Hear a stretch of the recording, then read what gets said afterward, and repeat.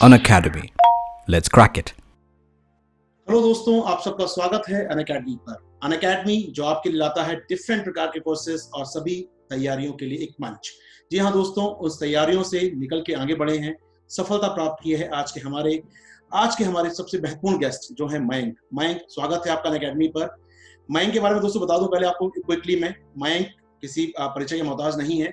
मयंक ने अभी यूपीएससी 2019 में 450 रैंक हासिल की है और अपने पहले ही अटेम्प्ट में अपनी क्वालिफाई किया इस एग्जाम को। प्री मेंस इंटरव्यू सब कुछ क्वालिफाई। जी हाँ दोस्तों, आपने सही सुना मेरे से, 450 रैंक मयंक मेरे साथ है। मयंक, सबसे पहले आपका रिएक्शन क्या था रिजल्ट के बाद? So first of all, thank you, and uh, a lot of thank you from my side. And the reaction जो कि था उस टाइम पे, it was like uh, so I didn't check my result by myself. मैंने खुद से result check नहीं किया। मुझे मेरे जो केमिस्ट्री के टीचर हैं उन्होंने कॉल किया मयंक कि हमारा हो गया है। सो आई टोल्ड हिम, सर आप सच बोल रहे हैं या फिर आपने फेक पीडीएफ देख लिया?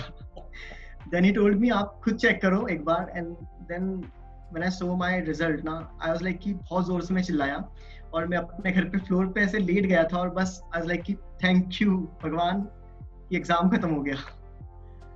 मैं बहुत बहुत शुभकामनाएं। मतलब मैं सोचता हूँ बच्चों से बात करते हुए, 12 साल का एक्सपीरियंस है, सोचता हूँ कि जब हर साल बच्चे आते हैं नए रिएक्शन के साथ, और आपका जब मैं स्टोरी पढ़ता हूँ, आपके बारे में जानने का प्रयास करता हूँ, तो लगता है कि हाँ, एक रियल अचीवमेंट है, बहुत बड़ा अचीवमेंट है मयंक। तो दोस्तों बताऊं को मयंक के बारे में। मयंक ने 2019 में अपने आईआईटी मुंबई से पूरा किया है अपना ग्रेजुएशन, और उसके बाद उसी सब्जेक्ट से यूपीएससी भी क्वालिफाई किया है। तो मयंक, आपके शब्दों में तैयारी की शुरुआत आपने कैसे की? किस दिन ख्याल आया कि मुझे आईएएस बनना है? So actually एक बैक स्टोरी है इसके पीछे पूरा। So can I elaborate on that? Of course, Yeah. So it's like कि in 2014 I was in class 12। तो उस टाइम पे मेरे पापा की डेथ हो गई थी।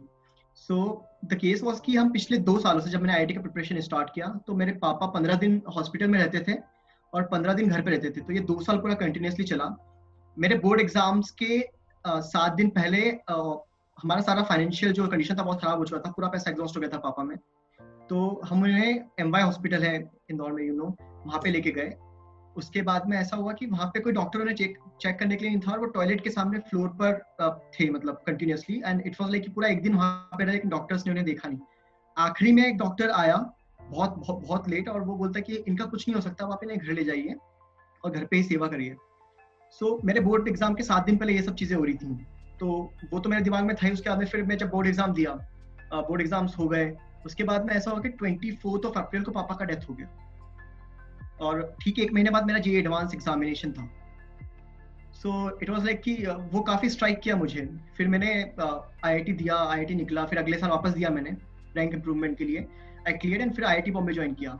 अब क्योंकि ये सिनेरियो मेरे साथ हो चुका था और फिर साथ में पैरेलली मम्मी का जो जॉब था वो भी चल रहा था, मतलब मेरी मम्मी एक रिसेप्शनिस्ट की तरह एक मेडिकल स्टोर में काम कर रहे थे, क्योंकि पापा उतना हैंडल नहीं कर पाते, तो आखिरी में उनका जॉब भी छूट गया था। तो अभी तक उन्होंने मुझे सपोर्ट किया। तो ये पूरा पिछले 3-4 साल से ये सब चीजें मेरे दिमाग में घूम रही थी, 2017 तक कि ये सब हुआ है। और फिर मुझे ऐसा लगने लग गया था एक टाइम पे कि अगर मैंने इतनी प्रॉब्लम्स देख ली हैं, मैंने देखा है कि अगर किसी के पास फाइनेंशियल इश्यूज आते हैं इतने, और वो कैसे रहते हैं उस सिचुएशन में, कैसा फील होता है, बस थिंक कि मैंने अगर वो चीजें सही है तो मैं नहीं चाहता कि और कोई सहे उस दिक्कतों को, जो चीजें मैंने सही हैं। तो बस ऐसे ही था कि मैंने फिर मम्मी को बोला कि मम्मी इंटर्नशिप सीजन आ रहा है, बट मैं नहीं बैठूंगा, और ना ही मैं प्लेसमेंट में बैठूंगा, क्योंकि मुझे यूपीएससी ही करनी है, पापा का सपना पूरा करना है और लोगों के लिए कुछ ऐसा करना है कि जो मैंने दिक्कतें देखी मैं नहीं चाहता कि वो लोग देखें। तो ये बैकग्राउंड था कि मैंने क्यों स्टार्ट करी preparation. And then in last year, like in last year of my college, that is 2019 वाला जो ईयर था, उसमें 2018 actually 4th year, so I started my preparation. तो ऐसा था कि कॉलेज में रहता था मैं उस टाइम पे, और ज्यादा कुछ गाइडेंस था नहीं, और मैं लोगों को जानता भी नहीं था जिन लोगों ने यूपीएससी किया था। सो वही ऑनलाइन से काफी सारी हेल्प मिल जाती थी, तो वैसे फिर मैंने प्रिपरेशन स्टार्ट कर दिया, एंड देन पहला अटेम्प्ट दे दिया। ऑनलाइन प्रिपरेशन स्टार्ट किया आपने।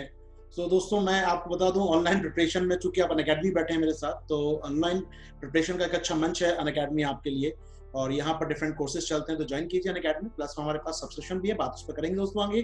पहले मयंक से बात करते हैं दोस्तों आपके साथ। तो मयंक, ये बताइए, आपने सबसे पहले जब प्लान किया तो प्री के लिए, बहुत सिंपल क्वेश्चन होता है कि प्री के लिए तैयारी शुरू कैसे की? क्या दिमाग में आया कि मुझे कैसे क्रैक करना है प्री को?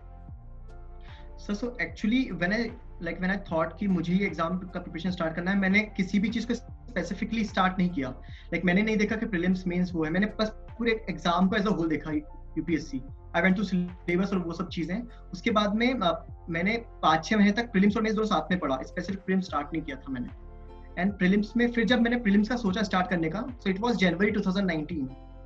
सो उस टाइम पे I started with the basic books. Static part को ही बार-बार पढ़ता रहा एंड देन टेस्ट सॉल्व करे. सो जो प्रीलिम्स की तरफ जो मेरा नजरिया था वो काफी लेट डेवलप हुआ. इट वाज 6 महीने पहले एग्जाम के. And the focus was just on covering the static topics and solving a lot of questions. So it was a sort of brief about that prelims. So आप ये कह रहे हैं कि आपने नियर बाय जून 2018 में preparation शुरू की अपनी, and first 6 month pre cum mains focus किया. Then after Jan 2019 you primarily focus on prelim exam. Yeah, because initially I wanted to complete my optional, which was chemistry. So I focused on that initially. And then I moved on to the prelims stage. So जब आपने prelims का mains start किया अपना जून 2018 में, सो पहले क्या study किया? मतलब बच्चे बहुत क्वेरीज होती है, सबसे पहले क्या करें? एक बिल्कुल फ्रेशर के लिए सर कौन सी बुक पढूं, कहां से पढूं, एक क्वेरी होती है बहुत ज्यादा बच्चों की, तो उनकी तरफ से मैं पूछ लेता हूं आपसे, पहले दिमाग में क्या पढ़ा आपने जून में? हाँ, ऑफ कोर्स, मतलब प्रिपरेशन स्टार्ट करते समय क्या शुरू किया? प्रिपरेशन स्टार्ट में, या so first was my friend and I was sitting in a room. हम लोग सबसे पहले ऑप्शनल का सिलेबस देख लिए, वहां से ऑप्शनल डिसाइड कर दिया. उसके बाद में then I watched a lot of topper videos.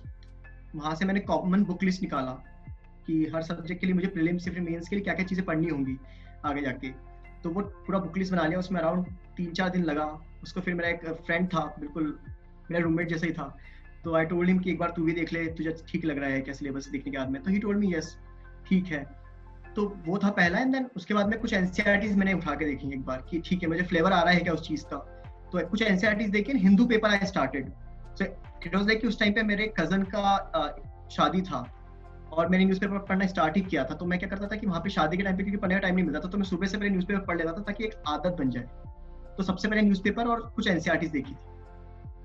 Okay, जैसे आपने कहा न्यूज़पेपर एनसीईआरटी देखी, सो आप उसके बाद प्री पर मूव करते हैं. तो आपको लगा नहीं कि आप सेल्फ प्रिपरेशन कर रहे हैं, मुश्किलें आ सकती हैं? ऑनलाइन में आप कैसे डील करते थे, कैसे पढ़ते थे? बुक्स के साथ कोई सपोर्ट, एक्स्ट्रा सपोर्ट मिलता था कहीं से आपको? हाँ, सो वही एक्चुअली आई टोल्ड यू ना ऑनलाइन. सो इट वाज कि मुझे ऑनलाइन काफी नोट्स मिल जाते थे. एंड देन एक प्लेटफॉर्म है एक कोचिंग का, वहाँ से मैंने कुछ नोट्स भी ले लिए थे. तो वहाँ से मैं कुछ नोट्स देख लिया था एक बार, लेकिन वो नोट्स यूज नहीं कर पाता था कि मुझे समझ भी नहीं आता था कि पढ़ना कैसे है. तो I focus more on static part. मतलब जो बुक्स मैंने डिसाइड करी थी, I just believed on that कि जो मैंने बुक देखी है उसको मुझे बार बार पढ़ना है. मैंने सोचा ही नहीं कुछ मतलब उस टाइम पे कि क्या होगा, फिर मैं से कुछ पार्ट छूट भी रहा है क्या, वो दिमाग में आया ही नहीं. मतलब अभी तक नहीं आया था जब तक रिजल्ट नहीं आया कि मैंने वो चीज पढ़ी है, शायद कुछ छूट गया होगा, अगर एग्जाम में तो क्या होगा, वो सब नहीं सोचा. ओके, मैं टेल यू समथिंग. आपके अपने प्री प्लान किया, प्री पढ़ना स्टार्ट किया. प्री में बच्चों को एक बड़ा सवाल होता है सर, करंट अफेयर्स. मतलब करंट अफेयर्स कैसे क्वालिफाई करें, करंट अफेयर्स को हम कैसे डील करें? सो क्या स्ट्रेटजी थी करंट अफेयर्स के लिए? हिंदू के अलावा आपने कहा हिंदू, उसके अलावा और क्या स्ट्रेटजी थी आपकी? So firstly, current affairs, as you told, Hindu was there. Secondly, I was following the Vision IS का magazine जो current affairs का आता है regularly, and apart from that, the राज्य सभा debates. So जब मैं खाना खाता था उस टाइम में debates देखता था, और बाकी टाइम पे सुबह से मैं न्यूज़पेपर और क्लास में कभी-कभी बैठ के magazines पढ़ लेता था. तो current affairs magazine was there, the Hindu was there, and the राज्य सभा debates. That means current affairs के लिए. सो प्री में आपने प्री देने गए होंगे. एक fair factor, first attempt pre देने जा रहे हैं, मतलब एक हमेशा आप प्रिपरेशन कर रहे हैं 1.5 ईयर ऑलमोस्ट से, और प्री देने जाते हैं, डर होता है अंदर कि अब प्री कैसा जाएगा. क्या मन में चल रहा था प्री देने गए उस दिन, और कैसा रहा प्री आपका? सो प्रीलिम्स के दिन ऐसा था कि एक दिन पहले मेरा फ्रेंड है एक, तो वो बोल रहा था कि तूने चेकलिस्ट देख लिया ना, क्या क्या लेके जाना है, क्योंकि वो मेरे साथ था वहाँ पे, उस टाइम मैं कॉलेज में ही था. तो पूरा चेकलिस्ट बना लिया था एक बार. लेकिन अब ऐसा था कि एंजाइटी बढ़ते जा रही थी जैसे प्रीलिम्स आ रहा था पास में. सो प्रीलिम्स के 8-10 दिन पहले तो मुझे लगा कि मेरे से प्रीलिम्स नहीं हो पाएगा, तो मैं बहुत रो लिया उस दिन. तो दोस्त बोले कि नहीं ऐसा नहीं होता, शांति रख, एंड थोड़ा मूवी देखा. उसके बाद में बोलता ठीक है, अब एक दिन बचा था. मैंने बोला अब एक दिन बचा हुआ, क्या करना है. तो शाम हुई. अब शाम तक तो मैं भगवान से प्रार्थना कर रहा हूँ, भगवान कल एग्जाम देने जाना है, कैसे भी करके करवा दो बस. मैंने जो मेहनत करनी थी वो तो मैंने कर ली. अब एग्जाम देने जब मैं गया तो मैंने पेपर देखा, तो उस टाइम पे ऐसा कि एक दिन पहले मैं सो भी नहीं पाया था, मुझे नींद नहीं आई और मैं सुबह काफी मतलब वॉमिटिंग हो गई थी मुझे एंजाइटी के मारे। तो अब मैं एग्जाम देने गया, एग्जाम में बैठा तो पेपर 1 तो हो गया था उस टाइम पे, पेपर 1 सॉल्व कर लिया क्योंकि पेपर 1 में मुझे अराउंड 1 आवर 40 मिनट्स लगा था पूरा कंप्लीट करने में। 20 मिनट बच गया था, मैं 20 मिनट वहाँ पे बस आसपास लोगों को देख रहा था कौन क्या कर रहा है, और 5 मिनट के लिए मैं सो गया था एग्जाम में। उसके बाद में जो बीच का टाइम था उसमें मेरा दोस्त वहीं पे था, तो वो मुझे बोला कि सॉल्यूशन मत देखना गलती से भी। मैंने बोला हाँ ठीक है, मैं नहीं देखूंगा। अब मुझसे गलती हो गई कि मैंने एंजाइटी के हमारे कुछ क्वेश्चंस देख लिए, मतलब सॉल्यूशंस बाद में एग्जाम के बाद में, और हम उस टाइम पे कॉफी पी रहे थे, तो आई वाज लाइक कि भाई गलत कर दिया, सब कुछ गलत कर दिया। अब मैं जब पेपर 2 देने गया तो पेपर 2 का मैंने प्रैक्टिस 2 किया था प्रीलिम्स वाले दिन, बट एंजाइटी बहुत ज्यादा हो गया था उस टाइम पे, क्योंकि मुझे लगा था कि मैंने क्वेश्चंस पेपर 1 में बहुत गलत कर दिया, अब तो होने से रहा। और ये मैंने काफी नोटिस किया कि पेपर 1 और पेपर 2 के बीच में काफी क्राउड चला जाता है घर, तो वो तो था ही। अब मुझे और डर लगने लगा कि भाई पूरा क्लास खाली हो चुका है, तो अब मैं वहाँ पे बैठा हूँ और फिर मुझे आधा घंटा नींद भी आ गई उस टाइम पे। 2 घंटे का पेपर था, आधा घंटा मैं सो गया, अब 1.5 घंटा बचा था और बहुत ज्यादा एंजाइटी हुई। मैं टाइम देख रहा हूँ कि इतने क्वेश्चंस भी नहीं हुए कि मेरा सीसेट शायद तक क्लियर हो जाए, तो बहुत बहुत रश किया, कैसे तैसे पेपर हो गया उस टाइम पे। फिर जैसे मैं पेपर से बाहर निकला, आपको पता ही है कि जैसे कोई भी कोचिंग के आंसर की बहुत सारी कोचिंग बस इंस्टेंटली निकाल देते हैं। अब मुझे नहीं पता था कि ये गेम क्या होता है, तो मैं देखा आंसर की दोस्त के साथ बैठते बैठते, मतलब भाई सब गलत है अपना, तो नंबर ही नहीं आ रहे। तो ही टोल्ड मी कि भाई कुछ नहीं। Then I called my mom, मम्मी बोला मम्मी इस साल नहीं होगा, मैं अगले साल वापस ट्राई करूंगा, मैं बिल्कुल काम का नहीं हूँ, बिल्कुल बेकार इंसान हूँ। और ये मेरा 2 दिन तक चला, मैं बहुत एंजाइटी में बहुत रो लिया कि मेरा नहीं हो रहा। अब उसके बाद फिर मतलब प्रीलिम्स देके घर पे आ गया, फिर घर पे भी मैं आके बहुत रो लिया कि नहीं होगा, एंड देन प्रीलिम्स का रिजल्ट एंड हो गया था। सो आपने कहा कि प्रीलिम्स में आपने आधा घंटा आप सो भी 5 मिनट सो भी लिए फर्स्ट पेपर में, तो कितने क्वेश्चन अटेम्प्ट किए थे 100 में से out of first GS paper जो अपना होता है? अराउंड 86 87। सो आपके मुताबिक जो बच्चे फ्रेशर आपको देख रहे हैं, सुन रहे हैं, मतलब उनको क्या स्ट्रेटजी रखनी चाहिए इस बारे में कि यार क्या करें सेफ हो जाएं लोग? सेफ हो जाए, फर्स्टली तो प्रैक्टिस, टेस्ट पेपर प्रैक्टिस करें बहुत ज्यादा, क्योंकि आप जितने टेस्ट पेपर प्रैक्टिस करते हैं, मुझे ऐसा फील हुआ क्योंकि मुझे इन्फॉर्मेशन ज्यादा नहीं था, लेकिन टेस्ट पेपर से काफी सीखने को मिलता है। आप एक टेस्ट पेपर देंगे, 2 घंटे का टेस्ट पेपर है, आप 1 घंटे में दे दीजिए, कोई दिक्कत नहीं है। उसके बाद में उस पर 2 घंटे एनालिसिस करिए आप कि आपने जो क्वेश्चन ठीक करे हैं वो तो ठीक है, जो गलत किए वो गलत क्यों हुए। उसमें काफी फैक्ट, आपको काफी सारे फैक्ट्स मिलेंगे कि वो चीजें गलत क्यों हुई हैं, स्पेसिफिक चीजें गलत क्यों हुई थी, और उन चीजों को आप या तो कहीं नोट कर लीजिए, और अगर आप याद, मतलब मेरे केस में ऐसा था कि मुझे चीजें याद रह जाती थी, तो मैं उतना नोट्स बनाता नहीं था, तो वही मतलब मैं याद करते रहता था चीजों को। तो वही है कि अगर आपको लगता है कि आपने गलतियां करी तो आपको उसको नोट कर लीजिए, मतलब मैं नहीं बोलूंगा कि याद करिए ऐसे उसी टाइम पे, क्योंकि सब लोग याद नहीं कर सकते, सब लोग का अलग अलग कैपेसिटी होता है। तो आई से कि उस चीजों को लिख लो और बाद में उसे बार बार रिवाइज करते रहो, पहला। एंड दूसरा ये कि प्रीलिम्स के 7 दिन पहले से एंजाइटी कम करने के लिए या तो मेडिटेशन करो, और या तो 1 दिन पहले कोशिश करो कि अच्छी नींद आ जाए, वरना एग्जाम में नींद आती है, और फिर अगर आपका मार्जिन केस होगा, फिर बॉर्डर केस होगा, तो एंजाइटी बढ़ने के मारे आपका सिलेक्शन अगर हो भी रहा होगा तो भी नहीं होगा। तो आप जो कह रहे हैं कि मेडिटेशन करो, मैं बच्चों से बात करता हूँ, सब कहते हैं मतलब कि चिंता बढ़ जाती है एग्जाम के पहले और मेडिटेशन करना चाहिए, लेकिन आप भी जानते हो स्टेज से निकल चुके हैं, प्रैक्टिकली बहुत मुश्किल होता है बस अपने को कूल रखना उसमें। सो वही मतलब मैंने खुद ने ट्राई किया था वो, लेकिन वो एंजाइटी मुझसे संभल नहीं रही थी, क्योंकि आपने मेरा बैकग्राउंड अगर देखा तो मम्मी ही थे, तो मेरा बहुत ज्यादा एंजाइटी हो गया था उस कारण। लेकिन मेडिटेशन ने हेल्प किया, क्योंकि मैं लास्ट 1 महीना मतलब 10 से 15 मिनट कोशिश कर रहा था हर रोज, तो इसलिए शायद तक उस दिन वो टाइम जाने के बाद में सोने के बाद में ही फोकस रहा उस दिन।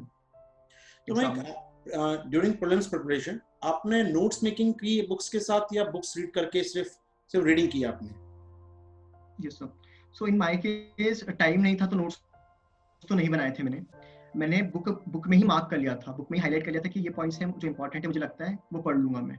तो एज सच मैंने नोट्स नहीं बनाए, क्योंकि टाइम का क्रंच था उस टाइम पे, सिर्फ बुक्स में ही मार्क कर लिया। व्हाट अबाउट एनसीईआरटी, उसके भी नोट्स नहीं बनाए, बिल्कुल बुक्स पढ़ी केवल एनसीईआरटी?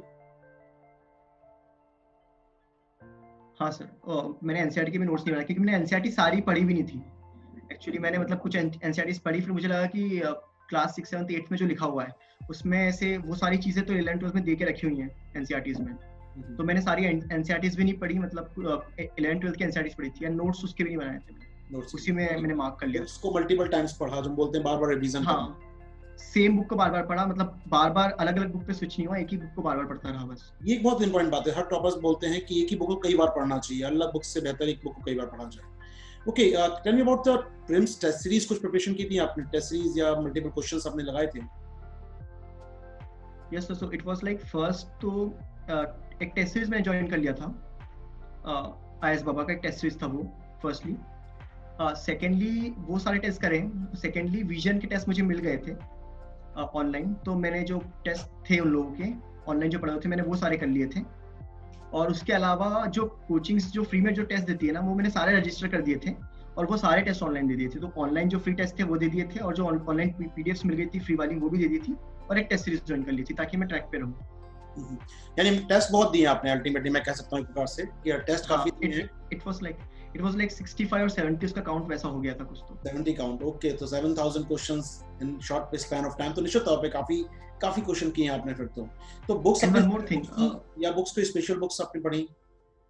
सॉरी फर्स्ट सो पहले एक और चीज है उसके अंदर, वो हर रोज मैंने और 15 क्वेश्चंस करता था। तो जैसे करंट अफेयर्स के क्वेश्चंस हर वेबसाइट पे आते हैं 5 क्वेश्चंस, तो मैं वो 15 क्वेश्चंस करता था। तो वो मैंने 7-8 महीने तक रेगुलर किया, मतलब मैंने प्रीलिम्स का पढ़ना शुरू नहीं किया था उसके पहले ही मैंने स्पेसिफिकली वो क्वेश्चंस करना स्टार्ट कर दिया था। और उसका पूरा एक एक्सेल शीट बनाया था, उस एक्सेल शीट में पूरा ग्राफिंग था कि मेरा 100% 0% के बीच में कैसा फ्लक्चुएट हो रहा है इसको। Okay, that's good. सो आपने स्ट्रेटेजिकली काम किया पूरा यहाँ पर कि अपने आप को एवल्यूएट करते रहे डेली कैसा काम कर रहे हैं। हाँ ओके, व्हाट अबाउट कि टेस्ट सीरीज आपने लगाया, तो टेस्ट सीरीज को बच्चे पूछते हैं सर टेस्ट सीरीज को याद करें या सिर्फ प्रैक्टिस के लिए, से हम लोग कितना अच्छा कर रहे हैं? पढ़ना बेसिक बुक्स ही हैं, एमसीक्यू केवल अपने एवल्यूएट करने के लिए अपने आप को, या उसको याद करें एमसीक्यू उसको, वो आपने क्या किया वहाँ? सो ये अपडेट और जो वो वाला है उस पार्ट में मैंने जो चीज फॉलो करी मतलब मेरे हिसाब से कि पूरा टेस्ट पढ़ लिया एक बार, मतलब टेस्ट सॉल्व कर लिया, पूरा सॉल्यूशन उसका एक बार देख लिया क्या गलती थी, उसमें से जो काम की चीजें मुझे लगी वो मैंने याद करने की कोशिश करी, सारी चीजें नहीं जो मैं मतलब जो मुझे याद रह गई थी दिमाग में वो वही चीज है। तो स्पेसिफिकली टेस्ट याद करने की जरूरत नहीं होती है क्योंकि it's not possible to learn 8000 questions और 9000 क्वेश्चंस। तो इट्स लाइक कि आप प्रैक्टिस करें कि आप कैसे एलिमिनेट कर रहे हैं ऑप्शन। तो मुझे लगता है कि टेस्ट सॉल्व करके आपको क्या मिलता है कि इजी क्वेश्चंस सब लोग करेंगे और वो आप पढ़ोगे आपको स्टैंडर्ड बुक में मिल जाएगा। लेकिन एलिमिनेशन टेक्निक के लिए मुझे लगता था कि जो मैं टेस्ट दे रहा हूँ वो सिर्फ मोस्टली एलिमिनेशन टेक्निक के लिए था कि वो अपना शार्पन कर लूँ मैं। इट वाज नॉट कि सब चीजें याद करनी है, क्योंकि बहुत सारे कोचिंग्स के अगर आप टेस्ट देखेंगे तो वो काफी डिफिकल्ट क्वेश्चंस डालते हैं जो यूपीएससी कभी पूछ नहीं सकता। ओके मैं tell me something book list about, आपने कहा कि आपने टॉपर्स को सुना, उनकी बुक लिस्ट फॉलो की, तो आज आप टॉपर हैं, तो बताइए बच्चों को कि कौन सी बुक्स आपने प्रेफर की एज प्री और मेंस के एग्जाम के लिए? तो मेरा जो बुक लिस्ट था उसमें ऐसा था कि हिस्ट्री के लिए I mostly followed Bipin Chandra का जो मोटिव वाली जो किताब आती है, एक इंडिया स्ट्रगल फॉर इंडिपेंडेंस, और एक उनके आती है अपना जो फ्रीडम स्ट्रगल, जो 2 बुक्स हैं उनकी। एक तो एनसीईआरटी थी पहले लेकिन वो भी ओरिएंट टैक्सॉन के आने लग गई थी, तो वो 2 बुक्स थी, मॉडर्न हिस्ट्री से कवर हो गया था। मैंने मिडीवल का पार्ट छोड़ दिया था काफी हद तक, कुछ चीजें पढ़ ली थी। वो मैंने तमिलनाडु बोर्ड की एक बुक आती है मिडीवल और एंशिएंट की, तो वहां से पढ़ ली थी। तो हाँ, तो मिडीवल पूरा स्किप कर दिया था लेकिन एंशिएंट उसमें से मैंने पढ़ लिया था, मिडीवल पूरा छोड़ के गया था मैं। उसके बाद में as far as economics concern, तो इकोनॉमी में मैंने मृणाल सर के कुछ वीडियोस देखे थे, वो वीडियोस देख लिए। उसके बाद में जो न्यूज़पेपर आता था इकोनॉमिक्स का वो, और एक किताब आती है काफी पतली सी, मुझे उसका नाम अभी याद नहीं आ रहा है, I share the like details with you. उसमें सारी पूरी समरी थी जो भी इंपॉर्टेंट टर्म्स हैं, वो सब था उसके अंदर। देन अपार्ट फ्रॉम दैट जो इंटरनेशनल रिलेशंस वाला जो पार्ट था अपना, और जो जैसे इन्वायरमेंट वाला पार्ट था, तो इन्वायरमेंट पार्ट के लिए तो Shankar IAS is the Bible. और उसके अलावा जो अपना इंटरनेशनल रिलेशंस था उसके लिए जो करंट अफेयर्स की मैगजीन आती है कोचिंग की, किसी भी कोचिंग की अगर आप मैगजीन उठाएंगे तो उसके अंदर सफिशिएंट दे के रखते हैं, तो वो वहां से हो गया था। उसके बाद में अगर आप पॉलिटी पे जाएंगे तो लक्ष्मीकांत इज द बाइबल, उसके अलावा और किसी किताब की जरूरत नहीं है। एंड यहाँ पे एक और रिमार्क है कि उस किताब को आप जब पढ़ते हैं तो एक चीज ध्यान रखें कि जो टेक्स्ट है वो तो पढ़ना ही है पूरा वाला, जो चैप्टर का टेक्स्ट है। बाद में जो अपेंडिसेस आता है उसके हर चैप्टर के पीछे जो की नोट्स आता है, जहाँ पे वो लोग लिखते हैं कि ये इस रिपोर्ट से है, वो रिपोर्ट वो काफी इंपॉर्टेंट है, क्योंकि वो आप मेंस में यूज कर सकते हैं काफी हद तक। और फिर आपको ऐसे ढूंढना नहीं पड़ेगा कि एआरसी का सजेशन क्या था, सोर्स ऑफ डेटा एआरसी का, हाँ, तो आपको वो नहीं देखना पड़ेगा कि एआरसी में जाके देखूंगा मैं और वहां से लेके आऊंगा रिकमेंडेशन, और वहां पे लिखा होता है पीछे, तो उससे काफी कम मेहनत होता है। फिर उसके बाद में हिस्ट्री हो गया। ज्योग्राफी के लिए मैंने अपना एनसीईआरटी जो होता है 11th क्लास के 2 एनसीईआरटीज होते हैं, वो दोनों मैंने पढ़ लिए थे, और 12th क्लास का पढ़ लिया था, ये कर लिया था। और कोचिंग के जो टेस्ट सीरीज था, सेक्शनल टेस्ट होते थे ज्योग्राफी के, वो सॉल्व कर लिया था मैंने। तो वो वहां से हो गया था। तो मोटी मोटी किताबें तो यही थी। What about science tech and economics के लिए? So firstly science and tech में मेरा जो बैकग्राउंड था वो थोड़ा साइंस रिलेटेड था, तो मुझे थोड़ा सा कॉन्फिडेंस था उसमें। And apart from that science and tech में मैंने क्या किया था कि मुझे इंटरेस्ट रहता था इन जनरल, तो मैं जो भी नई टेक्नोलॉजी आती थी उस पर गूगल कर लेता था। So googling was the thing. As you, अगर आप एआई सुन रहे हो या फिर डार्क वेब सुन रहे हो तो आप बस को सर्च कर लो, आप देख लो। और उसके अलावा वर्ल्ड इकोनॉमिक फोरम, इनकी जो वेबसाइट्स हैं उसके ऊपर भी बहुत अच्छे अच्छे वीडियोस होते हैं, क्रिस्प वीडियोस सारी टेक्नोलॉजीज के, तो वो वीडियोस मैंने देख लिए थे साइंस एंड टेक के लिए। और उसके अलावा मैंने एक वीडियो देखा था अनअकैडमी के ऊपर related to science and tech, तो वो वहां से साइंस एंड टेक का खत्म हो गया था। That's good, that's good. माइक, व्हाट अबाउट अपन प्री क्वालिफाई करके मेन स्टेज में जा रहे हैं, तो मेंस जब प्री का रिजल्ट आया 31 शायद लास्ट ईयर, शायद 2 जून को अपना प्री था लास्ट 2 जून को था लास्ट ईयर। तो 2 जून से लेकर सितंबर मिड, ऑलमोस्ट 3.5 मंथ थे अपने पास। तो क्या स्ट्रेटजी बनाई, कैसे मुझे रिवाइज करना है, कैसे करना है, कैसे उस नियरली 100 डेज में पूरा किया? सो फर्स्टली मेरा एथिक्स तो था ही नहीं पूरा। एथिक्स यहाँ पे मैं एथिक्स मैंने पढ़ा ही नहीं था प्रीलिम्स के पहले। तो अब एक एजुकेटर हैं अपने Avadhesh Singh sir, I want to thank him, क्योंकि उनके बिना मेरा एथिक्स नहीं हो सकता था, ये मैं कह सकता हूँ। बिकॉज उनका एथिक्स का मैंने पूरा जो कोर्स था वो पूरा कंप्लीट कर लिया था, और वहां से मैंने शॉर्ट नोट्स बना लिए थे उनके जो स्लाइड्स थी उसका। उसके अलावा मैंने कुछ मार्क वेबर के वीडियोस, मतलब यूल फाइंड, मतलब एक है माइकल सैंडल करके एक सीरीज है पूरा एथिक्स का, माइकल सैंडल करके उनका सीरीज जो है एथिक्स का, कि जस्टिस करके नाम है उसका, तो वो पूरा सीरीज देख लिया। तो इन दोनों से मेरा एथिक्स का बेस कवर हो गया था। एंड उसके बाद में आप बोल रहे हैं जैसे कि मेंस में और क्या क्या चीजें करी, तो 1 महीना जो था इनिशियली जून वाला, तो जून में मैंने अपना ऑप्शन खत्म करा, फिर से एक और बार प्रैक्टिस किया ऑप्शन का जितना मैं कर सकता था। उसके बाद में जैसे प्रीलिम्स का रिजल्ट आया उसके बाद से मैंने क्वेश्चंस लिखना स्टार्ट कर दिए मेंस के स्पेसिफिक। तो हर रोज फिर उसके बाद से 14 जुलाई के बाद से हर रोज मैंने 5 क्वेश्चंस लिखे मेंस के लिए। और जो बचा हुआ पार्ट था, जैसे वर्ल्ड हिस्ट्री नहीं पढ़ा था मैंने, तो वर्ल्ड हिस्ट्री के शॉर्ट नोट्स देख लिए थे मैंने, ऑनलाइन मुझे मिल गए थे बिल्कुल 20-30 पेज में समरी, वो मैंने पूरा समरी देख लिया था। और बाकी तो सिर्फ क्वेश्चन ही सॉल्व करे थे, फिर उसके बीच में मैंने कोई नई किताब भी नहीं पढ़ी, सिर्फ क्वेश्चन सॉल्व करे। तो आंसर राइटिंग अगर बात करूं तो आंसर राइटिंग पर कितना आपने, कितने पर डे कितने आंसर लिखे और कैसे उनको एडिट करवाया, कैसे पता लगा कि आप अच्छा लिख रहे हैं? So firstly as far as मतलब मेंस का प्रिपरेशन आंसर राइटिंग का कंसर्न, मैंने 2 चीजें करी थी। एक टेस्ट सीरीज ज्वाइन कर लिया था ताकि एक प्रोफेशनल सॉर्ट ऑफ एनवायरनमेंट मिल जाए जहाँ पे मेरी कॉपी अच्छे से चेक होंगी। और दूसरा मैंने ये किया था कि जो मैं हर रोज 5 क्वेश्चंस लिखता था एक साइट पे, IS बाबा TLP, वो लोग हर रोज 5 क्वेश्चंस डालते थे, तो मैं वहां से वो क्वेश्चंस देख लेता था और उनके सॉल्यूशन में कोशिश करता था कि वो 5 क्वेश्चन में 40 मिनट में खत्म करूंगा। उसके बाद में उसका समरी आता था अगले दिन, तो मैं सेल्फ एवल्यूएट करता था उन क्वेश्चंस को कि मेरा कितना परसेंटेज कवर्ड है। और जो मैंने टेस्ट सीरीज ज्वाइन करी थी उसका हर हफ्ते टेस्ट में लिख देता था, यानी per day 5 question and test series parallel में। तो ये आपका आंसर राइटिंग का कोटा था पर डे का, मतलब? सो अराउंड, मतलब मैंने अराउंड 1500 क्वेश्चंस तो लिखे होंगे, 1500 टू 2000 प्रीलिम्स और मेंस के बीच में। ओके। सो मैं आपका केमिस्ट्री ऑप्शनल था, तो मैं आप बताया कि आप IIT केमिस्ट्री से किए हुए हैं, सो वहां पर थोड़ा इजी रहा होगा। No, so it is chemical engineering. So chemical engineering and chemistry are very different. The chemical engineering. So थोड़ा इजी रहा होगा, आपका सब्जेक्ट भी था अपना। सो एक्चुअली मुझे एज सच अपने जो कॉलेज में जो पढ़ाया केमिकल में उससे हेल्प नहीं मिला। द थिंग वाज कि मुझे जेई मेंस और एडवांस के टाइम पे केमिस्ट्री काफी ज्यादा पसंद था। तो जो जेई का सिलेबस था उस टाइम पे वो मुझे अच्छे से आता था और वो उसकी काफी मेमोरीज अच्छी शार्प भी थी, तो वहां से जो चीजें आती उसके लिए मैंने फिर केमिस्ट्री परस्यू किया।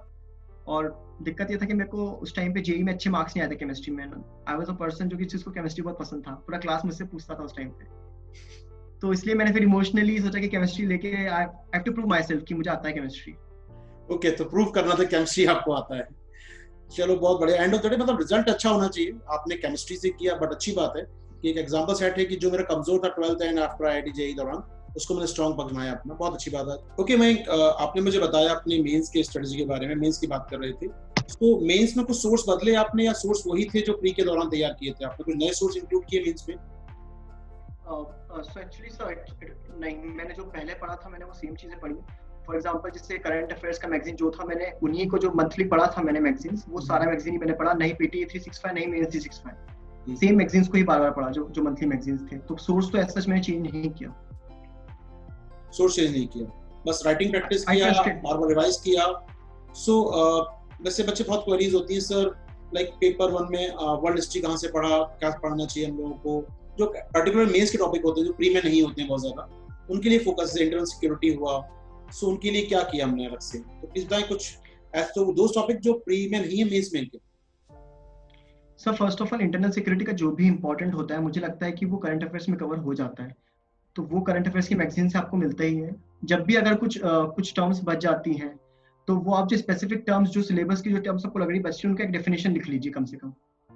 और उसके अलावा आप जैसे बोल रहे हैं वर्ल्ड हिस्ट्री वाला पार्ट, तो वर्ल्ड हिस्ट्री में किसी भी कोचिंग का आप एक शॉर्ट नोट उठा लीजिए, 25 पेज में आपको मिल जाएगा। अगर आपको वो भी नहीं मिलता है तो जो आपको टर्म्स दी हुई इंडस्ट्रियल मतलब अपना रिवोल्यूशन, और उसके बाद में जो अपना वर्ल्ड वॉर 1-2 है, जो मेन चीजें हैं, वो आपको स्पार्क नोट्स पे भी आपको एक अच्छी क्रिस्प समरी मिल जाएगी, वो आप बस कहीं भी लिख लीजिए एक बार और उसको पढ़ लीजिए। तो एज सच ज्यादा कुछ करने की जरूरत नहीं, बस आपको समरी पढ़नी, क्योंकि क्वेश्चंस काफी जनरल आते हैं, और या तो क्वेश्चंस अगर बहुत डिफिकल्ट आएंगे तो फिर किसी को नहीं आने वाला है वो question. What about disaster management mister? Disaster management के लिए आई प्रेफर्ड अपना जो डीएम एक्ट है 2005, वो मैंने पढ़ लिया था, और उसके अलावा मैंने समरी देख लिया था जो नेशनल डिजास्टर मैनेजमेंट पॉलिसी आया था 2016 या 17 में, वो उसका। तो उसमें हमारा फोकस, बाकी केस स्टडीज होती है, करंट अफेयर्स होता है। सो ये कुछ बाकी जो कैसेट, यस प्लीज, यस। हाँ, सो एक्चुअली जो बाकी जो केस स्टडीज होती है वो मुझे ऐसा लगा कि जब आप टेस्ट सीरीज सॉल्व करेंगे और जो क्वेश्चन सॉल्व करेंगे आप हर रोज 5 क्वेश्चन हर रोज, उसमें काफी पार्ट कवर अपने आप हो जाएगा। कुछ ऐसे क्वेश्चंस भी कवर हो जाएंगे जो आपको आते ही नहीं होंगे, तो आपको वहां से अपने आप कंटेंट मिल जाएगा, तो आपको कहीं बाहर देखना नहीं पड़ेगा, आप बस उसी को देखते रहिए कि जो आपने क्वेश्चंस करे होंगे उन्हीं को देख लीजिए। मतलब तो, मुझे ऐसा लगता है कि ऑप्टिमाइज करके पढ़ के फायदा है।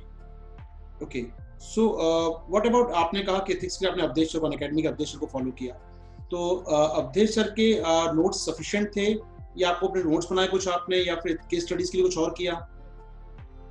First of all Avadhesh Singh sir के जो नोट्स थे उससे मुझको बेसिक चीजें पूरी मिल गई थी। उसके बाद में मैंने जैसे आपको बताया कि आप अवधेश सर के नोट्स देखने के बाद माइकल सेंडल का जो सीरीज है पूरा जस्टिस करके, वो सीरीज देख लीजिए, वहां से आपको एथिकल डायलेमा का पूरा कवरेज हो जाता है अच्छी तरीके से। और जो बचा हुआ पार्ट है वो आप ये करिएगा कि एग्जाम के 2 महीने पहले आप जब लिखना स्टार्ट करें एथिक्स का, आपने जब भी स्टार्ट किया एथिक्स का लिखना, तो बस सर्च करिए कि केस स्टडीज कोचिंग मटेरियल, आपको पीडीएफ आराम से मिल जाएंगी, आप वो पीडीएफ डाउनलोड करिए और उनको सॉल्व कर लीजिए। गूगल और ऑनलाइन बहुत हेल्प किया आपका। सो इनके माइंड एक बात बहुत से पूछूंगा मैं, फर्स्ट अटेम्प्ट में मतलब क्वालिफाई करना, ये कैसे किया, मतलब यार मतलब कैसे हो गया पूरा काम? ये यहाँ पर बहुत लोग हैं, बहुत तैयारी करते हैं सालों तक और होते भी, सफल भी होते हैं, लेकिन पहले अटेम्प्ट में, पहले ही साल में, मतलब आखिर क्या किया यार? कौन सा मैजिक बैंड आपके पास है, हमको बताओ यार। यहाँ sir first magic band was मेरे पापा मम्मी का जो पीछे जो बैकिंग था, मतलब मम्मी का बैकिंग और पापा की वजह से जो मोटिवेशन मिला था, तो मोटिवेशन काफी सॉलिड था। तो उस मोटिवेशन की वजह से किसी भी दिन मैं ये नहीं सोच पाया 2 साल में कि मेरा नहीं होने वाला है। मैं सुबह उठता था तो सोचता था कि मुझे आईएएस बनना है, मैं सोता था तो सोचता था मुझे आईएएस बनना है, पूरा टाइम आईएएस ही चलता रहता था दिमाग में। तो एक वो था, मोटिवेशन काफी स्ट्रॉन्ग था। और फिर मुझे ऐसा लगता है कि परसिवरेंस, आप एक ही चीज को बार बार करते रहे और पेशेंस रखे थोड़ा, मतलब रिजल्ट्स आएंगे। बहुत बार टेस्ट में मार्क्स नहीं आते हैं आप लोगों के, लेकिन ऐसा नहीं है कि आपके 200 में से अगर 60 मार्क आ गए प्रीलिम्स के टेस्ट में तो आप बिल्कुल उदास होकर बैठ जाएंगे। मान लीजिए कि एक खराब टेस्ट था, ठीक है, और आप एक्सेप्ट कर लीजिए कि आपको वो चीजें नहीं आती थी, क्योंकि अगर आप एक्सेप्टेंस करेंगे, मतलब अगर आप इस बार का यूपीएससी में जो ऐसे आया था एक courage to accept and dedication to, वो वाला, तो अगर आप उसको देखेंगे तो वो वही है। आप अपनी मिस्टेक्स को एक बार अगर आप एक्सेप्ट करना सीख गए हैं और अगर आप फिर उन पे काम करने को तैयार है, तो it is very easy examination, मतलब उतना एफर्ट आप मारेंगे आपको एफर्ट का फल मिल जाएगा। और उसके अलावा एक और चीज की, बस कोशिश करें कि एग्जाम को बड़ा सिंपल तरीके से देखें, प्रिपरेशन को बहुत सिंपल देखें। ये ना देखें 10 लाख लोग दे रहे हैं, 5 लाख लोग दे रहे हैं, कोई फर्क नहीं पड़ता। एक इंसान दे रहा है, वो है आप, आपका कंपटीशन है आप, और आप ही को एग्जाम क्लियर करनी है। आपको अपना एक सीट चाहिए, बाकी किसका क्या हो रहा है अभी अपने को फर्क नहीं पड़ना चाहिए कि उसके ज्यादा मार्क्स आ गए टेस्ट सीरीज में, उसके ज्यादा आ गए, नहीं, आपका कंपटीशन आप है। तो वो एक ड्राइव है, अगर वो ड्राइव आ जाता है तो फिर सब चीजें इजी लगती है। आपका कंपटीशन स्वयं, आपने बिल्कुल सही कहा मयंक आपने। सो मैं आफ्टर मेंस, मतलब इंटरव्यू कॉल आएगा नहीं आएगा, डिलेमा चल रहा है दिमाग के अंदर, और लगता है अगला अटेम्प्ट भी देने का 90% बच्चे का अगला अटेम्प्ट देना है इनको यार, मतलब तैयारी उसकी शुरू की जाए। सो वो टाइम आप घर में थे अपने या पहले कहीं और थे उस समय? घर में थे अपने उस समय आप, मतलब that told? सर एक्चुअली मैं मेंस मैंने मेंस दिल्ली में लिखा था। वो मेंस लिख के मैं घर पे आ गया था। उसके बाद में ऐसा हुआ था कि मैं एक चीज के लिए श्योर था कि मेरा इंटरव्यू कॉल आ जाएगा। पता नहीं क्यों, मतलब मैं उस दिन जब एग्जाम देके फाइनल एग्जाम देके निकला तो मुझे लगा, मतलब मैं खुश था। उस 9 के 9 दिन जब मैंने एग्जाम लिखा तो आई was the only person in my room जो कि पूरा टाइम पेपर स्टार्ट होने से लेकर आखिरी तक उसके मुंह पे हमेशा स्माइल ही रहता था। मतलब मैं हमेशा ही हंसता रहता था। तो ऐसा बहुत बार हुआ कि एग्जाम शुरू होने के 10 मिनट पहले मेरे पास में जो लोग बैठे होते थे वो लोग बोलते थे, भाई तू इतना खुश क्यों रहता है? तो इट वाज लाइक कि मैं होता था कि यार और कुछ तो है नहीं अभी, तो यही कर सकते हैं, खुश ही रह लेते हैं। तो उस चीज की वजह से काफी पॉजिटिविटी आती थी। और वो एग्जाम के बाद मुझे लगा कि कुछ ना हो, इंटरव्यू का बाद में होगा जो भी होगा, लेकिन कॉल तो आ रहा है, इतना तो पता ही है। तो आई वाज कॉन्फिडेंट और फिर मैं घर पे था उस टाइम पे। तो यार इंदौर में आपको, मतलब इंदौर क्या, मतलब मैं खुद रहा हूँ लंबे समय तक इंदौर में। इंदौर मतलब एक ऐसा शहर है आपको पढ़ने नहीं देता। मैं पढ़ना चाहे तो बहुत पढ़ सकते हैं, लेकिन इंदौर घूमने का शहर है, इंदौर एंजॉय करने का शहर है। फूडीज आप जानते हैं शहर को, हम कहते हैं अपने शहर को। सो व्हाट अबाउट आपने उसमें अपने आप को पढ़ते हुए कैसे समय बताया? क्या करते थे एक्टिविटी 3-4 महीने तैयारी के दौरान, मेंस के बाद कैसे कंसंट्रेट अपने करंट अफेयर्स को इंटरव्यू के लिए? तो मेंस और इंटरव्यू के बीच में मेरा एक चीज फिक्स था कि न्यूज़पेपर पढ़ना ही है। कुछ पढ़ूं ना पढ़ूं, न्यूज़पेपर पढ़ लेता था मैं। और उसके अलावा मुझे लगता था कि कुछ मेंस की टॉपिक्स रह गए हैं तो बस पढ़ने में क्या जाता है। मैं ऐसा सोचता था कि अगर सिलेक्शन हो गया और फिर अगर किसी ने पूछ लिया, अच्छा ये टॉपिक पता है क्या है, तो मैं अगर बोलूंगा कि मुझे नहीं पता तो फिर अच्छा नहीं लगेगा। तो मैं बस पढ़ लेता था कि ठीक है पता होना चाहिए। और बाकी कैसे मैंने अपने आप को ऑक्यूपाइड रखा, तो I developed liking for cooking काफी ज्यादा।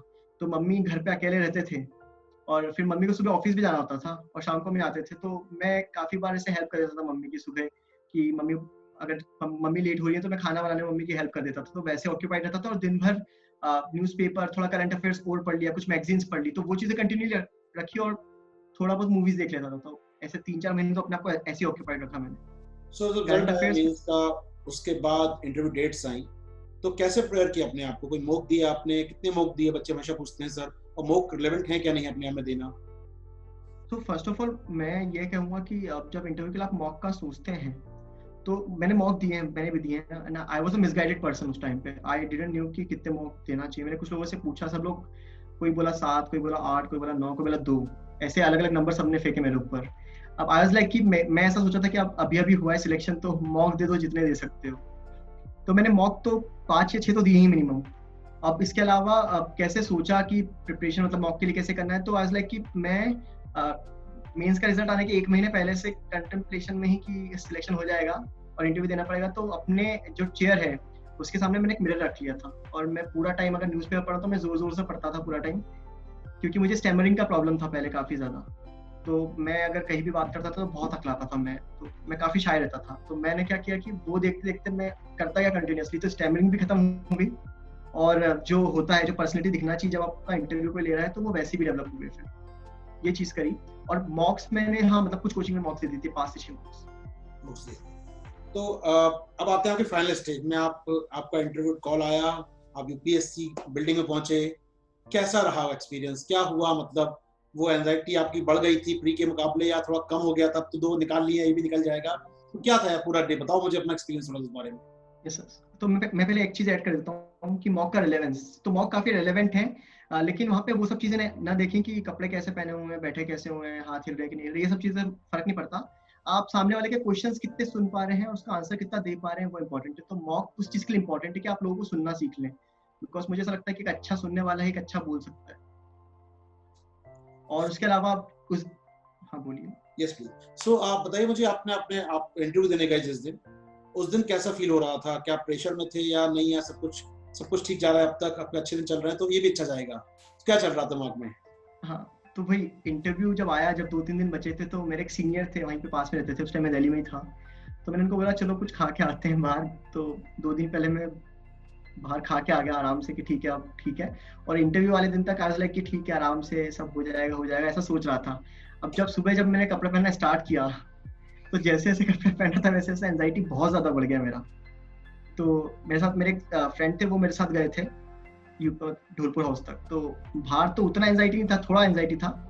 जैसे ही अंदर जाके चेयर पे बैठा वहां पर जहाँ पे सब लोगों का डॉक्यूमेंट वेरिफिकेशन होता है, और वो आके, हाँ कॉमन हॉल, एंड वो मुझे बोले कि वो रोल नंबर बोले कि फर्स्ट किसका है, सेकंड किसका, थर्ड किसका, and they told yours is first. Morning shift ना, so now I was like कि ओके, सो हम 6 लोग थे और 6 लोगों में मैं कोशिश कर रहा था कि सबसे बात करके मेरी एंजाइटी खत्म कर दूं। मैं सबसे पूछ लूं, अच्छा आप कहाँ से हो, आप कहाँ से हो, और उन्होंने आके बोल दिया कि आपका पहला इंटरव्यू है। सो आई वाज लाइक कि अच्छा यही होना था, यही बचा हुआ था। और फिर जैसे ही मैं जैसे अंदर घुसा, आपको बताया मैंने कि अंदर जाके क्या हुआ मेरे साथ में, तो एंजाइटी तो बहुत थी उस दिन, बहुत प्लीज थी। टेल मी अगेन कि आप इंटरव्यू पैनल में घुसे, दिल्ली के एक्स पुलिस कमिश्नर बस्सी साहब सामने बैठे हुए थे चेयर मैन में, तो आपने क्या रिएक्शन था और क्या हुआ उस दिन, बताइए आप मुझे। तो उस दिन के लिए एक इंटरेस्टिंग चीज और है। मतलब मैं जैसे ढोलपुर हाउस में घुसा, मैं सोचा था मुझे बस्सी सर का पैनल चाहिए, पता नहीं क्यों, आई डोंट नो, पर अंदर ही अंदर लगा था बस्सी सर, बस्सी सर। तो पैनल तो बस्सी सर का मिल गया। अब जैसे ही मैं अंदर घुसा तो मुझे पहले डर, मतलब मुझे पता था कि 5 से 6 लोग होते हैं। अब जैसे ही मैं अंदर घुसा तो मैंने पहले कभी ऐसा देखा नहीं था कि 5-6 लोग, इतने ज्यादा सीनियर लोग हैं सारे, वेल ड्रेस सब लोग और बिल्कुल ऐसे स्टीमो के सब बैठे हुए। तो आज लाइक कि मैं थोड़ा शॉक में था, अच्छा ऐसा कुछ पहली बार देखा था इतना ज्यादा प्रोफेशनल सेटअप में। कोचिंग के मॉक्स में होता है लेकिन उतना प्रोफेशनल नहीं लगता वो। तो जैसे ही मैं अंदर घुसा और सर को देखा, सो आज लाइक कि मेरा एंजाइटी और बढ़ गया। और फिर मैंने आपको बताया कि मैं नमस्ते बोला सर को, क्योंकि मैं सोच के गया था कि गुड मॉर्निंग तो नहीं बोलूंगा, मुझे दिखाना है कि मैं इंडिया से हूँ, तो मैं नमस्ते ही बोलूंगा। सो प्लीज टेल मी, आप व्यूअर्स हमारे जानना चाहेंगे तो आपने मुझे कहा था, लेकिन मैं बताना चाहता हूँ व्यूअर्स हमारे जानना चाहते हैं क्या हुआ था एग्जैक्टली नमस्ते का, फिर क्या हुआ था इवेंट पूरा। सो इट वाज लाइक कि मैं अंदर गया, मैं कम इन बोला एंड देन नमस्ते बोला सर को। सर ने और बाकी पैनल मेंबर बोलते नमस्कार नमस्कार नमस्ते, एंड दे टोल्ड मी कि बैठ जाओ। सो मैं बैठ गया वहाँ पे। अब जैसे ही मैं बैठा वैसे ही बस्सी सर वाज लाइक कि अच्छा ठीक है, आप चेयर पीछे कर लो। तो मेरा सबसे पहले रिएक्शन था, फर्स्ट ऑफ ऑल दिमाग में जो ट्रिगर किया, भाई क्यों, मतलब मैं ही क्यों आज। फिर मैं सोचा था कि मैं क्या किसी को बाहर से बुलाऊं बेल मार के, या फिर मैं खुद कर लूं चेयर पीछे। सो देन आई डिसाइडेड कि ठीक है मैं चेयर पीछे करूंगा। तो उसमें गलती से इतना एंजाइटी था कि वो गलती से चेयर थोड़ा सा आगे खसका लिया मैंने, और उसका आवाज आ गया। सो नाउ इज लाइक कि बिल्कुल अनप्रोफेशनल चीज कर दी है मैंने कुछ तो यहाँ पर। फिर वो सर बोले बेटा आगे नहीं पीछे करना है, बहुत ही कॉर्डियली आराम से बोले सर कि बेटा पीछे करना है। तो मैंने फिर मैं सेंसेस में आ गया था। मैंने चेयर को पीछे उठा के किया और फिर मैं यहाँ पे खड़ा हो गया कि सर बैठने का बोलेंगे मुझे। कुछ तो 1 मिनट हो चुका था और सर ने बोला नहीं बैठने का। तो मैंने बोला सर मैं सिट। तो अब सर ने ठीक ऐसे बोल दिया कि बैठना हो तो बैठ जाओ, तो हम खड़े खड़े इंटरव्यू लेंगे तुम्हारा। सो अभी एंजाइटी थोड़ा खत्म हुआ था और थोड़ा शांति मिला था, और सर ने वैसे ही फिर से मेरे ऊपर बाउंड फोड़ दिया। तो उसके बाद मैंने सोचा फिर से अब किसी से पूछ के, मतलब सर से पूछ के फायदा नहीं कि बैठना है कि नहीं बैठना। उन्होंने बोल दिया मन हो तो बैठ जाओ, वरना खड़े खड़े रहो। तो मैं बैठ तो गया। अब बैठने के बाद में सर, मैं जैसे ही बैठा वैसे सर बोले जय हिंद। मैं जय हिंद सर। अब जय हिंद सर मतलब सर ने बोलते जय हिंद, उसके बाद में सर मुझे बोलते कि अच्छा your hobby is interacting with people. मैंने बोला yes sir, I like to interact with people a lot. तो देन ही टोल्ड मी अच्छा काफी सीख के आया, ऐसा लग रहा है तुम काफी सीख के आए हो, कहाँ सीख के आए हो। तो आज like I was just smiling, बहुत आराम से, बहुत थोड़ा सा बस मैंने स्माइल किया कुछ ऐसे। और फिर उन्होंने सर आगे सर ने कुछ नहीं बोला। फिर देन अगेन उन्होंने मुझे बोल दिया कि तुमको सबसे ज्यादा दुख और सबसे ज्यादा खुशी कब हुई है जिंदगी में आज तक।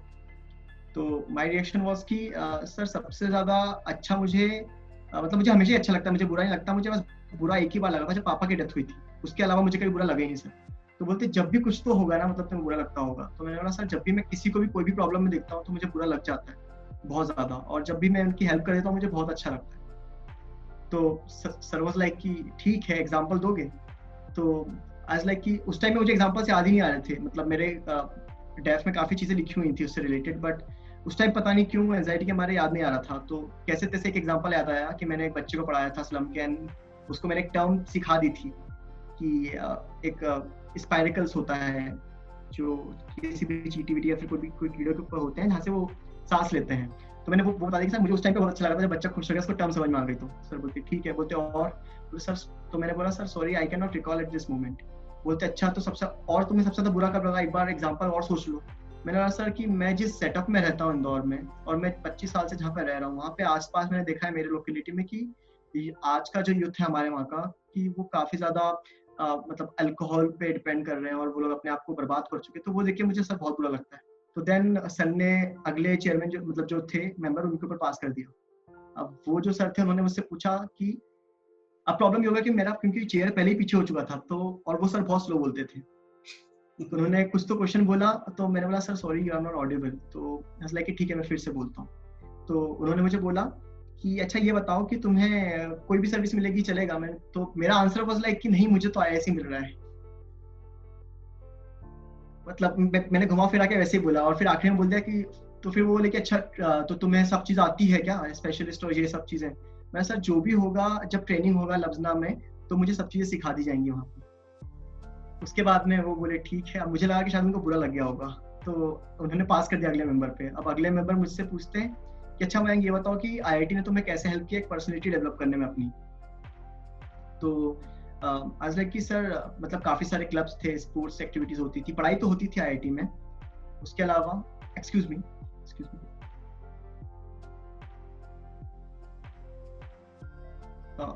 ओके। तो मतलब सर को मैंने बोला कि सर एक्चुअली ऐसा होता था कि काफी एक्टिविटीज होती थी, इसमें सब में पार्टिसिपेट करते थे।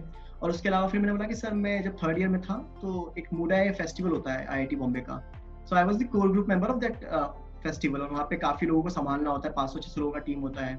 एंड उसके अलावा मैंने बोल दिया कि सर वहाँ पे मुझे एक बार मौका भी मिला था कि मैं 3000 लोगों के सामने अपने आप को एड्रेस कर रहा हूँ, मैं लोगों को एड्रेस कर रहा हूँ। तो उसके पहले मैं शायद था, और उस सिचुएशन के बाद में मैं काफी कॉन्फिडेंस बूस्ट हुआ और मैं काफी ओपन हो गया। तो ऐसे सर एक IIT किसी का पर्सनैलिटी मतलब डेवलप करने में हेल्प करता है। तो मैंने अपना एग्जांपल ही दे दिया था सर को। फिर उसके बाद में सर ने बोला ठीक है। फिर बोलते कि तुमने केमिस्ट्री क्यों लिया भाई। तो मैंने बोला सर बिकॉज मुझे कॉन्फिडेंस था कि मैं मार्क्स ले आऊंगा, सो आई टुक केमिस्ट्री बिकॉज एग्जाम निकालने के लिए मार्क्स चाहिए। तो सर बोलते ओके। देन उसके बाद उन्होंने क्वेश्चन मुझसे पूछ लिया कि अच्छा तुम्हारा इंजीनियरिंग बैकग्राउंड है। मैंने बोला यस सर। सो ही टोल्ड मी कि अच्छा इंजीनियरिंग बैकग्राउंड कैसे हेल्प करता है तुम्हें अगर तुम सर्विस में आते हो। तो देन आई टोल्ड वो जो आंसर होता है कि sir technical knowledge, logical thinking and all. अब उसके बाद में वो थोड़ा सा स्माइल किया मेरे को देख के, तो मैं भी स्माइल कर दिया सर को देख के। उसके बाद में फिर जो अगले सर थे तो वो शायद तक प्रोफेसर थे IIT, किसी IIT से या तो JNU या फिर कहीं के तो प्रोफेसर थे सर। तो वो मुझे बोले अच्छा तुमने केमिस्ट्री लिया था, तो केमिस्ट्री तो तुम्हें फर्स्ट ईयर में सब लोगों को पढ़ाते ही हैं, कोई भी इंजीनियरिंग बैकग्राउंड हो, मतलब तुमको कुछ भी करोगे तुमको केमिस्ट्री तो पढ़ाएंगे पढ़ाएंगे। मैंने बोला हाँ सर थोड़ा बहुत पढ़ाया था, तो वो थोड़ा हेल्प करा, और बाकी मुझे जो JEE का आता था उसकी वजह से मैंने केमिस्ट्री ले लिया। तो बोलते ठीक है। फिर वो मुझे बोले कि तुम्हारा केमिकल इंजीनियरिंग भी था। मैंने बोला यस सर। तो बोलते अच्छा केमिकल इंजीनियरिंग है तुम्हारा, तो मुझे बताओ कि इंडिया में ऑयल है, क्योंकि काफी प्रॉब्लम है ऑयल का इंडिया में। मैं सर इंडिया में Bombay high is a location, और उसके अलावा असम में एक लोकेशन है, मुझे नाम याद नहीं आ रहा था उस टाइम पर। तो बोलते अच्छा वो खत्म हो गया, अगर वो लोकेशंस का ऑयल खत्म हो गया फिर। मैंने सर हम लोग वैसे भी 70 to 80% इम्पोर्ट करते हैं ऑयल्स मिडिल ईस्ट से और बाकी कंट्रीज से। तो बोलते अगर वहाँ पे तो तुम्हें पता ही है कितने क्राइसिस चल रहे हैं, तो वहाँ पे भी खत्म, वहाँ से भी नहीं मिलेगा तुम्हें ऑयल। तो सर बोले फिर मैंने बोला कि सर ठीक है वहाँ पे भी नहीं मिलेगा कोई दिक्कत नहीं है, तो शेल ऑयल है USA वहाँ पे तो मिल ही जाएगा। तो फिर सर बोले नहीं वो भी खत्म। अब फिर मैंने बोला सर ठीक है अब सब कुछ खत्म तो वी हैव सन। मैंने ऐसे ही बोला, मैंने सोलर एनर्जी में नहीं बोला सर को। सर मैंने बोला सर वी हैव सन। तो सर वाज लाइक कि ओके। सर ऐसे हंसने लग गए वहाँ पे। फिर उसके बाद में जो अगले मेंबर थे वो मुझसे पूछे कि अच्छा मुझे ये बताओ कि आप मिलिट्री एक्सरसाइजेस क्या होती हैं। तो मैंने बोला सर आई विल ट्राई, मुझे थोड़ा बहुत पता है उतना मैं बता दूंगा आपको। तो मैंने उनको बोला कि सर ये होता है मिलिट्री एक्सरसाइज, और फिर एक एग्जांपल दे दिया कि सर टाइगर ट्रायम्फ जैसे हुआ था अभी वैसा सेम। तो बोलते अच्छा, तो उन्हें बोला अच्छा ठीक है ये बताओ कि कैसे ये हेल्प करता है इंडिया को डिप्लोमेटिकली और स्ट्रेटेजिकली। 5 पॉइंट बताना। मतलब वो वहाँ पे वो स्पेसिफिकली 5 पॉइंट बोले, क्योंकि उसके पहले मेरा जो भी चल रहा था वो काफी एलोबरेट चल रहा था। उन्होंने बोला सिर्फ 5 पॉइंट चाहिए। तो मैंने 5 पॉइंट बोले, और आखिरी में मैंने बोल दिया कि सर वो दिखाता है कि इंडिया का एक आइडिया है वसुधैव कुटुंबकम का, कि पूरा एक दुनिया एक फैमिली है और हमको सबको साथ में लेके चलना है। तो जब हम साथ में मिलिट्री एक्सरसाइज करते हैं तो बॉन्डिंग होता है नेशंस के बीच में, तो ताकि हम डिजास्टर मैनेजमेंट में हेल्प कर सकें एक दूसरे की। तो वहाँ पे ही वाज लाइक कि बहुत ज्यादा खुश, ही वाज लाइक कि वेरी गुड। उन्होंने बोल दिया वेरी गुड, वहाँ पे कंट्रोल नहीं हुआ उनसे। फिर उसके बाद में जैसे कोर आइडिया ही है इसका। उसके बाद उसके बाद में जो पीछे उनके साथ थे वो मुझे बोले कि सबसे बड़ा प्रॉब्लम इंदौर का क्या है। सो जनरली लोग सोचते हैं ट्रैफिक वाफिक ऐसा प्रॉब्लम्स होते हैं, मुझे भी इनिशियली ऐसे लगता था। फिर मैंने काफी गूगलिंग करा था उसके बारे में। तो मैंने वहाँ पे जाके बोला सर सबसे ज्यादा प्रॉब्लम है स्लम का, क्योंकि अराउंड 30% लोग स्लम में रहते हैं इंदौर में। तो वहाँ पे पूरा पैनल वाज लाइक कि तुम्हें पता है 30% कितना होता है। मैंने बोला yes sir I know 30% and this is a reality, आप माने या ना माने दिस इज अ रियलिटी। तो बोलते अच्छा ये कहाँ का फिगर है। मैंने सर सेंसस 2011 में यू कैन फाइंड, मतलब आप गूगल करेंगे भी आपको मिल जाएगा 30%। तो बोलते ठीक है। फिर उन्होंने एकदम से क्वेश्चन चेंज किया। उन्होंने बोला अच्छा मुझे ये बताओ कि तुम कैसे किसी प्रॉब्लम को सॉल्व करोगे। तो मैंने पूरा उनको स्टेप्स बताया कि सर अगर पहले देखूंगा कि प्रॉब्लम सॉल्व करना उस टाइम पे जरूरत है कि नहीं उस चीज की, जरूरत है तो ही मैं आगे बढ़ूंगा उस प्रॉब्लम को लेके कि सॉल्व करना, सॉल्यूशन चाहिए। देन सारे एंगल्स देखूंगा, सारे स्टेक होल्डर्स होंगे धीरे धीरे धीरे, और देन उसके बाद में जब मैं इम्प्लीमेंटेशन पे आऊंगा तो ये देखूंगा कि परमिशंस क्या लगेंगी, किसी भी चीज के लिए इंफ्रास्ट्रक्चर क्या चाहिए, वो सब चीजें ये बता दिया मैंने उनको। उसके बाद में वो फिर से क्वेश्चन राउंड ट्रिप किए। वो मुझे बोले कि अच्छा तुमको गवर्नमेंट पॉलिसी पे भरोसा है कि नहीं है, मतलब ऐसा कुछ तो क्वेश्चन था। तो मैंने बोला सर मुझे भरोसा है गवर्नमेंट पॉलिसीज पे, पर एक पॉइंट है सर कि अगर आप कोई भी जगह देखेंगे तो वहाँ पे डिजिटल इंडिया हमारे पास है, बहुत अच्छी पॉलिसी है, बट फिर मैंने ऐसा बोल दिया कि sir we have digital India but we do not know how to use digital India. मैंने ऐसा बोला सर उनको। तो वहाँ पे बोले अच्छा we do not know how to use it. मैंने sir this is reality, you can look around and you will realise. तो बोलते हैं हाँ ठीक है ठीक है। उसके बाद में फिर वो वापस स्लम के ऊपर आ गए कि अच्छा स्लम में कौन कौन रहता है, कैसे लोग होते हैं, प्रॉब्लम्स क्या क्या होते हैं, तो वो सब बताया। फिर बीच में उन्होंने पूछा स्कूल्स थे, तो मैंने बोला सर 3 किलोमीटर के जो सर्कल है उसमें स्कूल नहीं है, और जो कि आरटी के हिसाब से होना चाहिए 1 किलोमीटर में, तो 3 किलोमीटर में भी नहीं है। तो बोलते, तो बीच में आप चेयरमैन सर आ गए, बोलते कि अच्छा हैप्पी वैली स्कूल, जैसे हैप्पी स्कूल तो हर जगह होते हैं, वो भी नहीं है। तो मैंने सर वो मुझे नहीं पता, लेकिन गवर्नमेंट स्कूल्स तो नहीं है। तो अब ऐसा कि मेंबर्स के क्वेश्चन यहाँ तक पहुंचे तो फिर सर आ गए बीच में। अब सर ने पूरा टेक ओवर कर लिया एंड सर वाज लाइक कि मुझे, जैसे अपन चोर पुलिस का गेम होता है पूरा, तो अपन लोग जैसे कोई क्रॉस क्वेश्चनिंग होता रहता है, कंटिन्यूअसली क्रॉस क्वेश्चनिंग, तो 7-8 मिनट सर कंटिन्यूअसली मुझसे क्रॉस क्वेश्चनिंग कर रहे हैं स्लम के ऊपर ही, सिर्फ बस्सी सर, स्लम के ऊपर बस्सी सर। पहला क्वेश्चन वाज लाइक कि अच्छा स्लम का एरिया कितना था। मैं सर एग्जैक्ट याद नहीं, बोलते अराउंड बताओ। मैंने बोला सर 1 किलोमीटर बाय 1 किलोमीटर। बोलते ठीक है। बोलते कितने लोग रहते थे, मतलब कितने घर थे वहाँ पे। तो मैंने एक फिगर दिया सर को। फिर सर बोलते अच्छा ये बताओ कि वहाँ पे घर कैसे थे। फिर मैंने वो बताया। फिर सर बोलते अच्छा ये बताओ मुझे कि वहाँ पे पढ़े लिखे लोग थे कि बिल्कुल पढ़े लिखे लोग नहीं थे, उसके फिगर्स बताओ। मैं सर को वो बताया। उसके बाद में सर मुझसे पूछने लगा कि अच्छा वहाँ का पॉपुलेशन कितना है ये बताओ स्लम का। तो मैंने बोला सर मेरे को एग्जैक्ट फिगर बिल्कुल याद नहीं है। तो सर बोलते कि ठीक है तुम्हें एग्जैक्ट फिगर याद नहीं, गेस करो। अब मुझे जो सब लोग बोलते हैं कि गैस तो नहीं करना चाहिए, लेकिन अब मैं सोचा कि सर ने बोल दिया गैस करने का तो फिर करना तो चाहिए। तो मैंने कहा सर जैसे मैंने आपको पहले बोला कि इतने घर थे, इतने हाउस होल्ड्स थे, और हर हाउस में एक एवरेज नंबर ऑफ पीपल इतने थे, तो आप उसको मल्टीप्लाई करोगे तो you will find around figure कि इतना तो था। तो मैंने वो फिगर दे दिया। और वहां पे बस्सी सर का स्माइल, एक बहुत अजीब सा स्माइल आया, मतलब वो मुझे देख के ऐसे कुछ तो अजीब सा स्माइल होता है, मतलब कि हाँ हमें बना रहे हो ऐसा कुछ, तो पता नहीं कैसा स्माइल था वो, मुझे आज तक नहीं समझा। सर का वैसा स्माइल देख के मैं डर गया कि भाई ऐसे क्यों हंसे सर। तो लेकिन उस टाइम पे ऐसा था कि मुझे हंसना ही था कि कुछ भी हो, तो मैं भी वैसा सेम स्माइल किया सर को देख के। उसके बाद में बस्सी सर फिर और वापस से क्वेश्चन मतलब कंटिन्यू कर दी कि अच्छा ये बताओ कि घर किस टाइप के थे, लोग किस टाइप के थे, उनके ऑक्यूपेशंस किस टाइप के थे, ऐसे क्वेश्चन चल रहे हैं। तो मैंने बीच में 1-2 बार बोल भी दिया कि sir sorry I can not recall. फिर लास्ट क्वेश्चन में फिर से मैंने बोला sir sorry I can not recall. अब बस्सी सर बोलते ठीक है कोई दिक्कत नहीं है, योर इंटरव्यू इज ओवर। तो पहले तो मुझे समझा ही नहीं कि इंटरव्यू में हुआ क्या, अभी तक डाइजेस्ट ही नहीं हो रहा था। तो मैंने बोला ठीक है सर थैंक यू। वो मुझे फोटो दिखाया, तुम्हारा फोटो है? मैंने बोला हाँ सर मेरा ही फोटो है। फिर उसके बाद में उन्होंने बोला नहीं मुझे कि यू मे गो, तो मुझे लगा कि बैठे रहूंगा तो अच्छा रहेगा। तो सर ने फिर बोला नाउ यू मे गो, बिल्कुल इसी टोन में बोला सर ने, हंसते हंसते नाउ यू मे गो। तो मैंने सर को बोला कि मैं खड़ा हुआ बिल्कुल, और उस टाइम पे पता नहीं इमोशंस कैसे थे, मैं बिल्कुल 6 साल का बच्चा होता है जो बिल्कुल अपने सीनियर्स को ऐसे ग्रीट करता है, थैंक यू सर, बिल्कुल जाके वैसे, तो मैंने वैसे ग्रीट किया सबको, thank you sir thank you sir thank you sir thank you sir. और फिर मैं बस अंदर तो भूचाल आया हुआ था कि क्या हो गया ये। मैं जैसे ही मुड़ा और बस थोड़ा सा आगे बढ़ा तो पीछे से बस्सी सर का फिर से बोलते कि अच्छा मयंक। तो मैं पीछे मुड़ा फिर से, यस सर। तो बोलते जय हिंद। तो मैंने जय हिंद करा सर को। फिर मैं रूम से निकला, और जैसे ही मैं रूम से निकला तो मेरे पास में एक बंदा जो जिसका अगला इंटरव्यू था, तो उसने मेरा फेस देखा एंड ही वाज लाइक कि क्या हो गया भाई, ऐसा फेस क्यों है तेरा डरावना। तो आज लग कि भाई कुछ नहीं है, तू आराम से इंटरव्यू दे, कोई दिक्कत नहीं है। और फिर बस मैं घर पे आ गया और सो गया। इंटरेस्टिंग स्टोरी है, इंटरेस्टिंग स्टोरी। मतलब यार मैं ये कह सकता हूँ कि अगर आपका कोई इंटरव्यू सुन रहा है अगर ये, तो बिलीव कर सकता है कि वहाँ जो पोजीशन होती है और जो सिलेक्शन होता है वो अलग होता है। मतलब आप प्रेडिक्ट नहीं कर सकते इंटरव्यू कैसा गया आपका और आपका रिजल्ट कैसा आएगा। मतलब एंड ऑफ द डे आपको मैं सुन सकता हूँ कि यार बहुत खराब इंटरव्यू में से एक है ये, लेकिन आपका कॉन्फिडेंस, आपकी स्माइल हमेशा करते रहना वहां पर, टैकल करना उनके क्वेश्चंस को, ये शायद उनको अच्छा लगा और उन्होंने मार्क्स दिए होंगे, निश्चित और मार्क्स दिए होंगे। तो ये एक बहुत बड़ा मैटर करता है कि आप डील कैसे कर रहे हैं, कंटेंट क्या है मैटर नहीं करता, डील कैसे करना है मुझे भी matter यही फील हुआ कि कॉन्फिडेंस इज द की। अभी मार्क्स आउट नहीं है, लेकिन मुझे ऐसा लगता है पर्सनली कि क्योंकि उनको नॉलेज चेक करना था तो वो मेंस में कर चुके हैं। बिल्कुल। दे वांट टू सी कि स्पेसिफिक ट्रेट्स हैं कि नहीं। तो अगर कोई इंसान के ऊपर प्रेशर डालने के बाद में भी बात कर रहा है, अगर क्वेश्चंस कुछ भी आर्बिट क्वेश्चन पूछे तब भी कोशिश कर रहा है, वो कंटिन्यूअस मतलब परसिवरेंस है उसके अंदर, तो वो क्वालिटीज चेक कर रहे होते हैं वहाँ पे कि कॉन्फिडेंस है, स्मार्ट कितना है, लॉजिकल है क्या। जब प्रेशर आ रहा है तो भी मल्टीप्लाई कर पा रहा है, सोच पा रहा है कि पीछे नंबर क्या बोला था, वो नंबर याद कर सकते हो क्या आप, और फिर मल्टीप्लाई कर पाया क्या। तो मुझे लगता है कि वो क्वालिटीज देखते हैं बस, आप उसको उनको क्वालिटीज चाहिए, आंसर्स तो कोई भी बोल सकता है। ऑफ कोर्स मयंक, बिल्कुल मयंक, बहुत बहुत शुभकामनाएं यार, मतलब मैं पूरी टीम की ओर से एक बार और वेलकम, एक बार और कांग्रेट्स कहूंगा आपको यहाँ पर मैं। मयंक, पर्सनल अचीवमेंट है मेरे लिए भी, क्योंकि आप उस शहर को बिलोंग करते हैं जहाँ मैं लंबे समय से रहा हूँ, और being a countryman, being a Indian, अच्छा भी लगता है कि जब बिल्कुल ऐसी मुश्किल परिस्थिति बच्चे निकल के आते हैं और इस बड़े प्लेटफॉर्म पे अच्छा करते हैं।